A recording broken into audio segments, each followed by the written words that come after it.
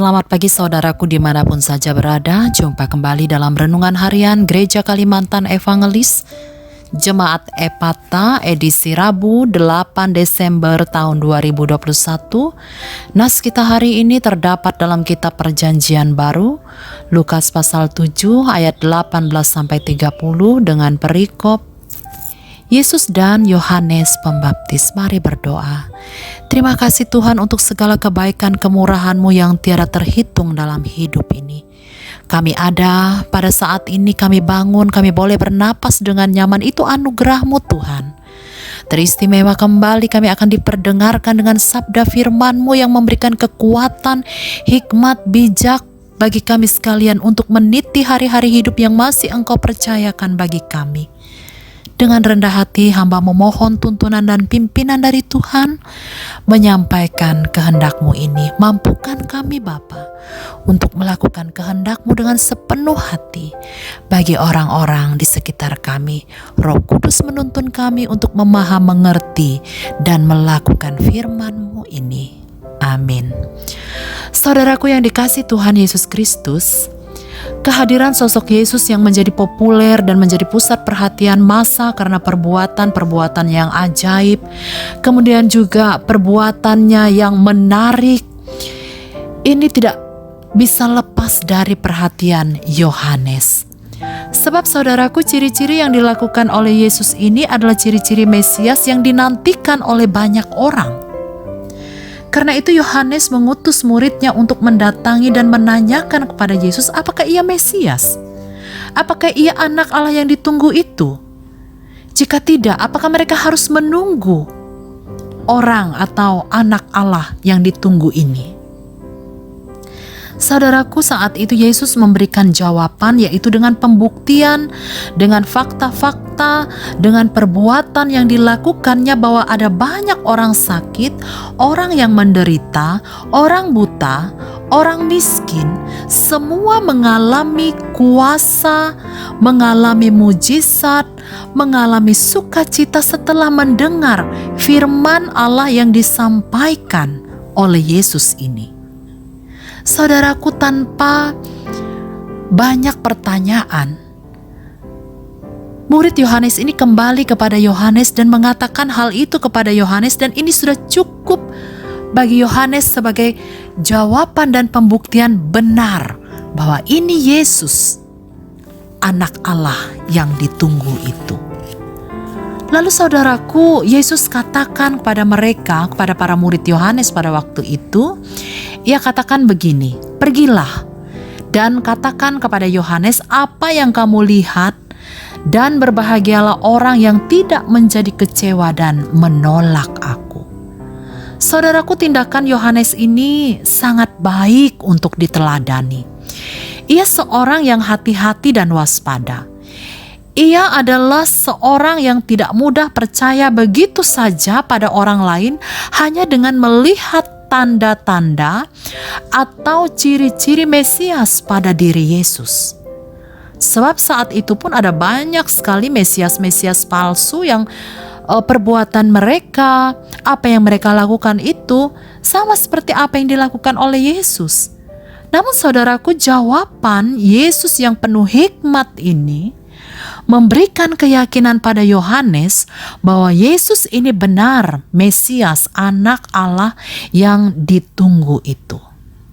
Lalu kemudian saudaraku, jawaban Yesus yang meminta para murid untuk mengatakan tadi, berbahagialah orang yang tidak menjadi kecewa dan menolak aku. Saudaraku, kalimat ini ingin mengingatkan kita bahwa jangan menilai seseorang dari kulit luarnya saja, tapi kenalilah seseorang itu lebih dekat dengan bergaul dengannya. Dengan bergaul, dengan berteman, maka kita akan mengetahui seperti apa sih orang itu, bagaimana isi hatinya.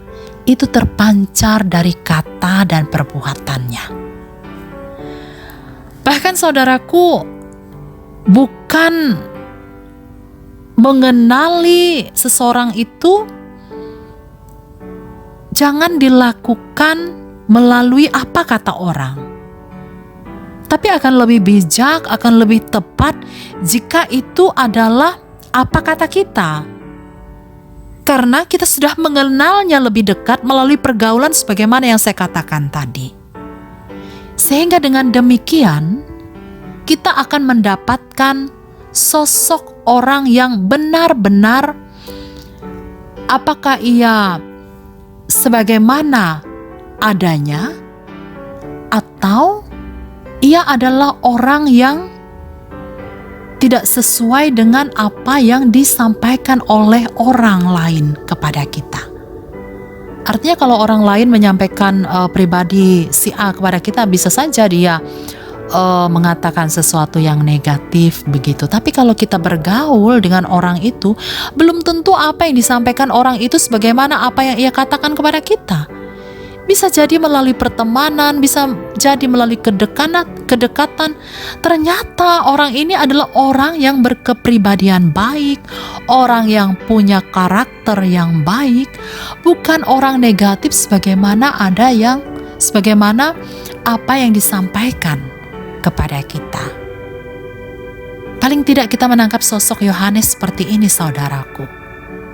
Ia tidak mudah mendengar apa yang dikatakan oleh orang lain. Ia utus muridnya, ia percaya kepada muridnya ini.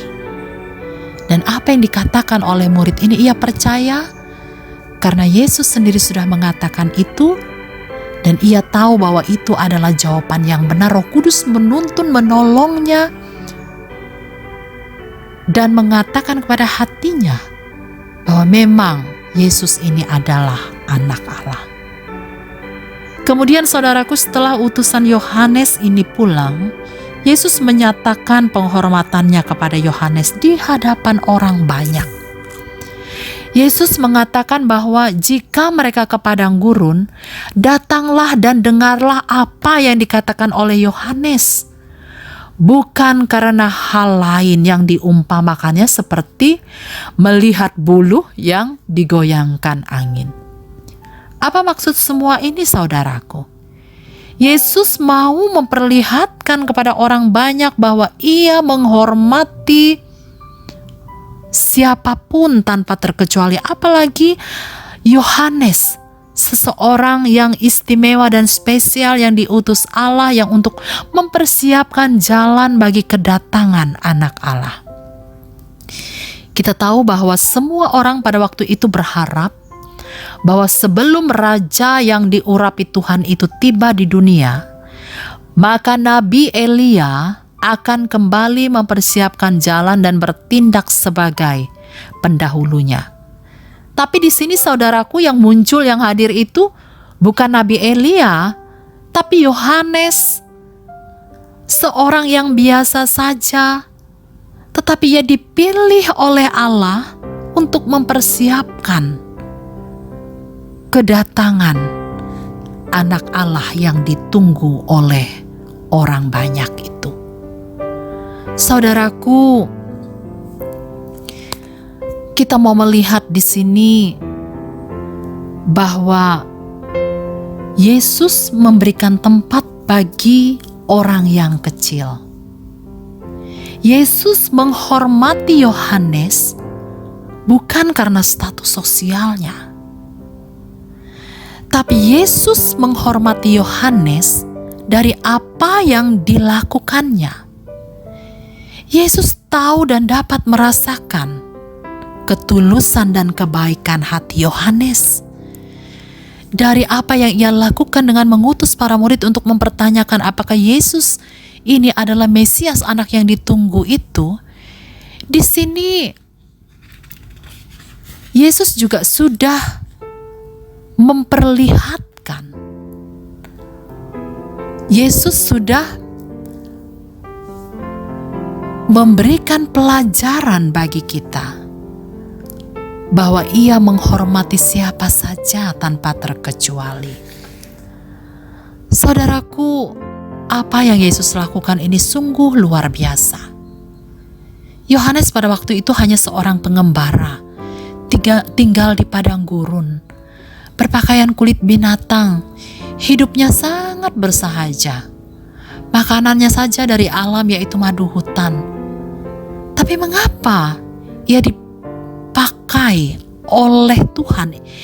Ia bisa dipakai oleh Tuhan untuk menjadi pembuka jalan bagi Yesus yang kemudian juga dibaptiskan olehnya sebelum Yesus memulai pelayanannya. Saudaraku, semua itu adalah karena hati dan hidupnya yang tulus dan bersih. Niatnya murni mempersiapkan orang-orang untuk menerima keselamatan, yaitu dengan dibaptiskan.